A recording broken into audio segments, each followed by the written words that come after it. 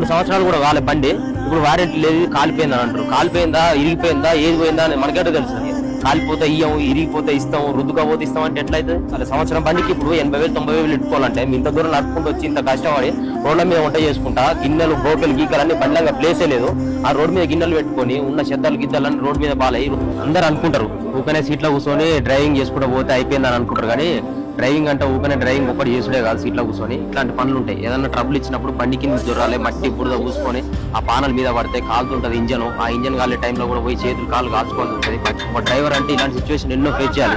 ఇంత పెద్ద పెద్ద పని ముట్టుకుపోతాయి, వేలు ఖర్చు అవుతుంది. ఇప్పుడు ఒక 10-20 మందిని తీసుకోవాలన్నా కూడా సేఫ్టీగా డ్రైవర్ వల్లనే ఉంటుంది. ఓడో తప్పు చేస్తే కూడా డ్రైవర్ మీద పెడతారు. 20 మంది 30 మంది మన దాకా ఇన్సిడెంట్ కూడా జరిగింది. అట్లాంటి ఇన్సిడెంట్ కూడా ఎన్నో అవుతుంది. అది డ్రైవర్ తప్పు లేకపోయినా డ్రైవర్ అన్నాడు. లాస్ట్కి వచ్చేసరికి అది ఓవర్ తప్పు అనేది అప్పుడు తెలిసింది. పోలీసులు వచ్చి మన మీద అరుస్తారు. ఉనుకుతుంటది పానం. ఒక్కొక్కసారి లోయ పక్కన ఇంత పెద్ద లోయలు ఉంటాయి, అలా పడితే బండి ఒక ముక్క కూడా దొరకదు. అటు సైడ్ కూడా చూద్దామంటే భయం అవుతుంది. అట్లాంటి సిచ్యువేషన్లలో కూడా ధైర్యం చేసుకుని నడుపుకుంటూ పోవాలి.